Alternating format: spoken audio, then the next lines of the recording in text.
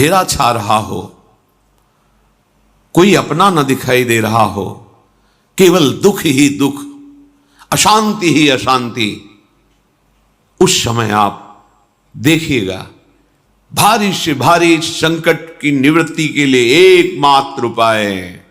यदि आप भजन नहीं करते तो आप दिमाग में लिख लीजिए, चाहे अपनी नित्य डायरी में लिख लीजिए। आप एक बात पर विश्वास कर लीजिए कि आपको कोई भी सुखी नहीं कर सकता। यदि आप अपने विचार के द्वारा, विवेक के द्वारा अधर्माचरणों का त्याग करके धर्म पूर्वक जीवन व्यतीत करते हुए भगवान नाम जप करते हैं, तो पूर्व पाप कर्म के अनुसार जब देह रचा गया तो उसमें जो प्रारब्ध दुख सुख का है वो तो आएगा, पर आपको परास्त नहीं कर पाएगा। और आगे आपके लिए महासुख है जो दुख और सुख दोनों से परे है। अखंड प्रसन्नता, अखंड आनंद, वो केवल आपके करने से होगा। उपदेश मिल सकते हैं, मार्ग बताया जा सकता है, आपको सहयोग मिल सकता है, पर चलना आपको होगा। यदि आप नहीं चले तो ये कहीं भ्रम हो कि मैं कहीं जाऊं और मेरी दुख निवृत्ति हो जाए, तो इस भ्रम को छोड़ देना आप, क्योंकि हम आप तो बहुत छोटे जीव हैं, अर्थात बहुत लघु तपस्या, लघु पुण्य वाले हैं। हम उन महापुरुषों की बात करते हैं जिन्होंने आजीवन ऐसा तप संचय किया, फिर भी उनके शरीर में भारी से भारी दुख देखे गए। ये दुख और सुख एक भ्रमात्मक इंद्रजाल है माया का, ना दुख है न सुख है। जैसे जो सपने सिर काटे कोई, आने जाने वाले हैं। भगवान ये नहीं कह रहे मैं मिटा दूंगा, कह रहे तास तितिक्षस्व भारत, हे अर्जुन ये तुम्हें सहना होगा। यदि तुम इससे सह गए तो तुम्हारे हृदय में ऐसी स्थिति प्रकट हो जाएगी कि फिर ये स्पर्श भी नहीं कर पाएंगे।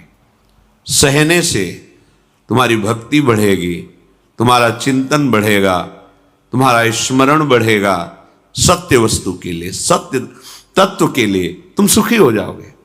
बिल्कुल खुली बात। आडंबर, नाटक, पाखंड, इसकी जरूरत नहीं है। प्राकृतिक भोगों में सुख बुद्धि, देहाभिमान, विद्यारूप महत्व, कुल, धन, यौवन, अभिमान, यही तुम्हारे दुख का मूल है और ये कोई दूसरा नहीं हटा सकता। ये तुम्हें अपने विवेक, सत्संग से प्राप्त हुए विवेक के द्वारा, शास्त्र स्वाध्याय से प्राप्त हुए विवेक के द्वारा इसे तुम्हें त्यागना है। दुख तुम पकड़े हो तो छुड़ा कौन सकता है? छुड़ाना तो आपको ही पड़ेगा। अगर कोई वादा करता है कि मैं आपको दुख रहित कर दूंगा, मुझे आज तक समझ में नहीं आया कि पाप नष्ट कर देते हैं भगवान। जहां प्रभु की तरफ हुए तो पता चला बहुत जन्मों से बिछुड़ा था, वो मेरे स्वामी मिल गए। भारी से भारी संकट की निवृत्ति के लिए एकमात्र उपाय भगवान श्री हरि का आश्रय, उनके नाम का जप। सत्य मान लीजिए, आडंबर से कुछ नहीं होना। चाहे जितने जंतुर बांध लो, चाहे जितना जो कुछ जादू टोना जो मनावे सो कर लो, बारी मथे घृत होए बरु शिकताते बरु तेल, बिनु हरि भजन न भवतरी यह सिद्धांत अपेल, विनिश्चितम बदामिते नान्यथा वचांस में हरि भजंती नरा। अटल बात है, यदि भजन नहीं करोगे तो तुम्हें कोई सुखी नहीं कर सकता। तात्कालिक आपको ऐसा लग सकता है मेरा काम बन गया, नहीं, वो तत्कालिक है। हमारा काम बनना तो तब होगा जब हमारा आवागमन मिट जाए, सदा सदा के लिए मुझे ऐसी वस्तु प्राप्त हो जाए कि जहां चाह ही खत्म हो गई। जहां दुख ही खत्म हो गया, वो हमारा स्वरूप है, वो हमारे आराध्य देव हैं। प्रार्थना मान लीजिए, भटकाव से बचिए। ये कलिकाल मलायतन मन कर देख विचार, श्री रघुनाथ नाम बिन नाहिन आन आधार। महापुरुषों ने स्पष्ट कहा है। ये मलायतन मल का आगार है। मल माने कामना, नाना प्रकार की वासना, भ्रष्ट आचरण, छल कपट, दंभ पाखंड, बोलबाला, इसका एकमात्र श्री भगवान का नाम आधार है। जो चाहत है नित्य सुख अरु मन को विश्राम, तो हित ध्रुव हित सो भजत रो पल पल श्यामा श्याम श्यामा श्याम श्यामा श्याम। कि ब्रह्मा जी ने कहा हम भी जिनके सेवक हैं वही प्रभु अब हमारे दुख का निवारण कर सकते हैं। सोचो, आप किसी और से दुख निवृत्त कराना चाहते हैं, जिसने सृष्टि बनाई है, भगवान ब्रह्मा जी भी कह रहे हैं मैं जिनके सेवक हूं, वही प्रभु हमारे और आप सबके दुखों का निवारण करते हैं। तो आपको समझ में नहीं आ रहा कि एकमात्र भगवान श्री हरि ही हमारे दुख का निवारण कर सकते हैं। हमें कहीं भागने दौड़ने की जरूरत नहीं है।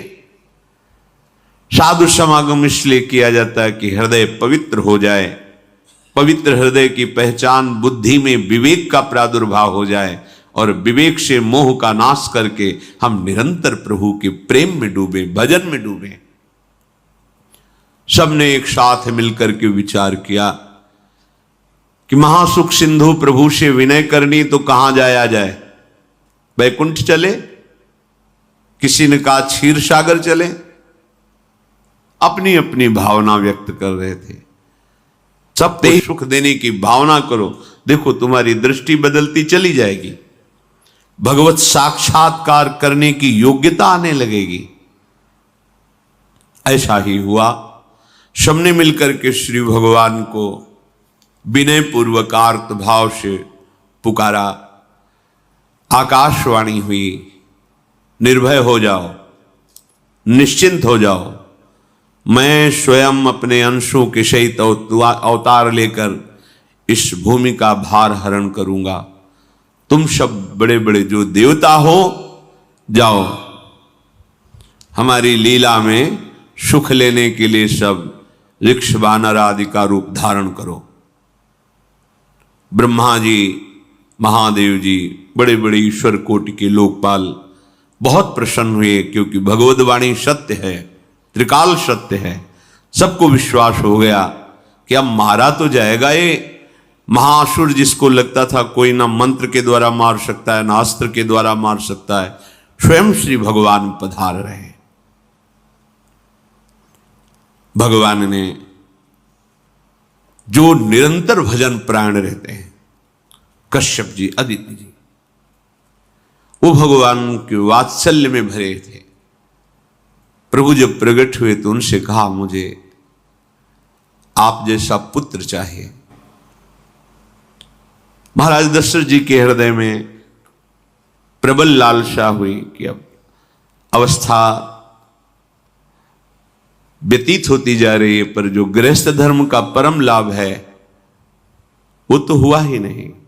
वशिष्ठ जी के चरणों में प्रणाम करके कहा भगवान, एक ही बात की असंतुष्टता है, हमारे कोई पुत्र नहीं है। वशिष्ठ जी ध्यानस्थ हुए, ध्यान में देखा और उनका तुम्हारा जैसा सौभाग्य अन्य का किसी का नहीं हो सकता। तुम्हारे यहां स्वयं सच्चिदानंद भगवान श्री हरि अपने अंशों के साथ अवतरित हो रहे। श्रृंगी ऋषि को बुलाया गया, पुत्रष्टि यज्ञ करी, उसमें साक्षात भगवान अग्निदेव प्रकट होकर के खीर दिया और कहा अपनी रानियों को पवा दीजिए। वशिष्ठ जी के आज्ञा के अनुसार उस खीर को दो भाग में किया। प्रथम भाग श्री कौशल्या जी को दिया, जो दूसरा भाग था उसके दो भाग किए, उसका एक भाग कैकेयी जी को भी किया। अब जो एक भाग बचा उसके दो भाग किए और वशिष्ठ जी की आज्ञा के अनुसार एक माता कौशल्या जी को, एक कैकेयी जी को दिया। उन्होंने अपने हाथ से सुमित्रा जी को दिया। तो सुमित्रा जी के गर्भ से लक्ष्मण और शत्रुघ्न, कौशल्या जी ने जो भाग दिया उससे लक्ष्मण जी प्रकट हुए, जो रामचरण अनुरागी, अद्भुत अद्भुत हरि प्रेमी। शत्रुघ्न जी भरत चरणों का आश्रय लिए हुए राम जी का सेवन करते, स्वयं भगवान पधार रहे।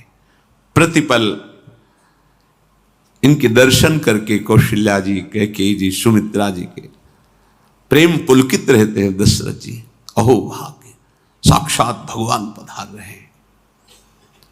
समय व्यतीत हुआ, जोग लगन गृह बार तिथि, सकल भये अनुकूल, चर अरु अचर हर्ष जुत, राम जन्म सुख मूल। ठीक योग, लगन, ग्रह, वार, तिथि सब अनुकूल हो गई। कब? जिसके हृदय में प्रभु का प्रकाश हो जाता है। जो प्रभु के भजन में रहता है तो योग, लगन, ग्रह, वार, तिथि, नक्षत्र सब अनुकूल हो जाते हैं। जो पे कृष्ण चरण मन अर्पित, तो करी हैं का नवग्रह रंग। सब ग्रह, नक्षत्र, वार, तिथि, ये जितने भी विघ्न कारक या शुभ कारक है, ये सब शासन में रहते हैं। जिसके हृदय में भगवान नाम चल, जिते विनायक शुभ अशुभ, ये विघ्न करे नहीं कोई, क्योंकि भगवान का नाम चल रहा है। हृदय में भगवान प्रकाशित हो गए हैं, परमानंद अनुभव होता है। पर ये अवतार होता ही रहता है, भगत के हृदय रूपी महल में अवतार होता रहता है।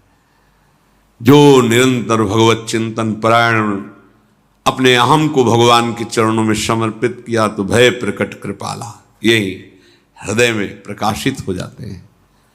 हृदय में ही दिव्य वृंदावन प्रिया प्रीतम दिव्य लीला। चैत्र का महीना, नवमी तिथि, शुक्ल पक्ष, अभिजीत मुहूर्त, ठीक दोपहर का समय 12 बजे, सब लोगों को परमानंद प्रदान करने वाले प्रभु पधारे। शीतल मंद सुगंधित वायु बह रही है, देवताओं की दुंदुभियां बज रही, पुष्पों की वर्षा हो रही, बड़े बड़े ऋषि मुनि नृत्य कर उठे। जैसे साधना का फल मिलता है हृदय आनंद में, आज समस्त साधनाओं के फल स्वयं मंगल मूर्ति प्रभु पधार रहे। सब महात्माओं का, संतों का हृदय अलौकिक आनंद से भरा हुआ है। पृथ्वी जितनी दिव्यता है सब प्रकाशित कर दी। रस भरे फल, औषधियां, दिव्य मणियां, रत्न जो छुपाए हुए अपने गर्भ में थी, प्रभु आ रहे, सब प्रकाशित कर दी। जलधाराएं जो सूखी हुई थी वो भी। जब ब्रह्मा जी ने देखा कि जो भगवान ने आकाशवाणी में कहा था वो सब सत्य हो रहा है, आकाश में ब्रह्मा जी समस्त देवतागण विराजमान होकर के अंजलियों में दिव्य पुष्प लेकर के वर्षा कर रहे हैं। सुंदर सुंदर अलग अलग वाद्य बज रहे हैं। ऋषि मुनि देवता सब स्तुति कर रहे हैं। प्रभु मुस्काना चरित बहुत विधि कीनी चहे, कही कथा सुहाई मातु बुझाई, जेहि प्रकार सुत प्रेम लहे। दीनों पर दया करने वाले, बात समझिए। बहुत तपस्या है, बहुत गुण है, बहुत बड़े साधक हो, बहुत बात अभी नहीं बनी। दीनों पर दया करने वाले, अगर हमारा भजन साधन बन रहा है, हमें भगवत चर्चा कथन श्रवण का सौभाग्य, धाम नाम रूप लीला, ये मेरे प्रभु की हेतु की कृपा है। आप एक बार भी राधा नहीं बोल सकते, कृष्ण नहीं बोल सकते, एक मिनट भी आप नहीं आ सकते, ये केवल मेरी लाडली की कृपा है। हृदय में किंचन मात्र गर्व नहीं, अभिमान नहीं, वो हमारे भगवान को बहुत प्यारा होता है, प्रियालाल को बहुत लाडला होता है। हमें प्रभु के अगर चरणारविंद के अनुराग में डूबना है तो विवेक से देखो है क्या पास हमारे। अगर कुछ भी दिया हुआ है भौतिक आध्यात्मिक, वो सब मेरे प्रभु का दिया हुआ है, तो गर्व किस बात का, अहंकार किस बात, तो दैन्यता आ जाएगी। अज्ञान से ये अहंकार बढ़ता है, ज्ञान से इसका समन हो जाता है। चाहे भौतिक हो चाहे आध्यात्मिक हो, मेरे को सब कुछ मेरे प्रभु ने तो दिया है। ध्यान देकर देखो तुम्हारी उपज क्या है, तुम भी तो उन्हीं के अंश हो। न तुमने शरीर बनाया, न संसार बनाया, तो फिर अध्यात्म तो भौतिक अध्यात्म सब कुछ मेरे प्रभु का दिया हुआ है, सब कुछ प्रभु में है, तो फिर अहंकार किस बात का, दैन्य हो जाओ। यंत्र कहे कि मैं दक्षिण की तरफ चलूंगा और यंत्री तुम्हें उत्तर की तरफ चलावे तो एक कदम चल नहीं सकता यंत्र, ठीक ऐसे ही तुम हो। पर यह ज्ञान न होने के कारण अहम वृत्ति को स्वीकार करके मनमानी आचरणों में उतर गए। अब तुम्हारा यंत्री माया हुई, यंत्रारूढ़ानि मम माया, और यदि भगवद आज्ञा का पालन करते हुए भजन परायण, तो आप भगवान के हाथ के यंत्र बन जाओगे, महासुख में निमग्न हो जाओगे। जो दीनों पर सदैव दुलार करते हैं, माता कौशल्या जी को परम सुख देने वाले प्रभु प्रकट हुए। मुनियों के मन का हरण करने वाले प्रभु को सामने देख करके कौशल्या जी आनंद मगन हो गई। प्रभु कहां? सामने।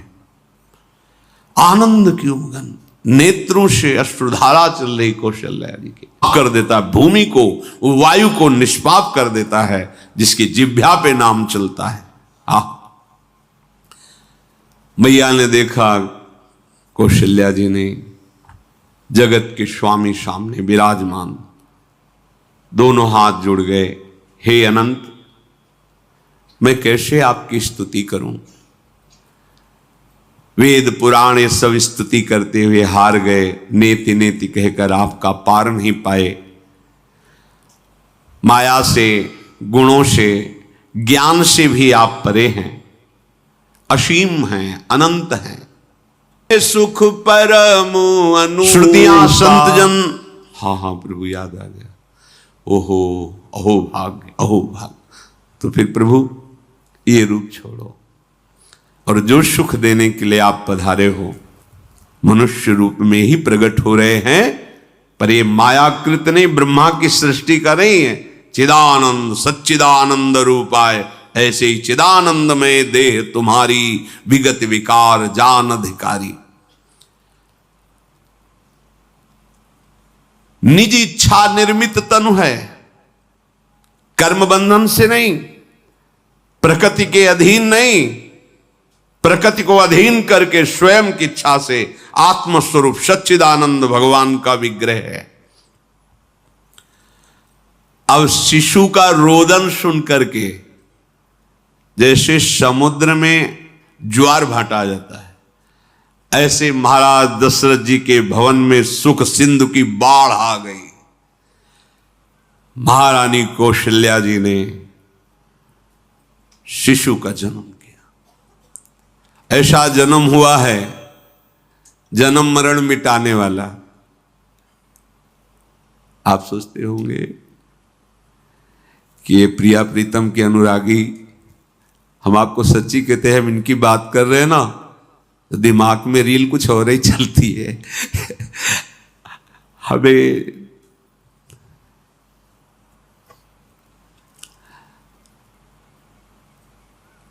आनंद की उमगन मेरे प्रभु हैं। कल जब इस प्रसंग का गायन करना है तो थोड़ा चिंतन कर रहे थे, तो जब जनकपुर की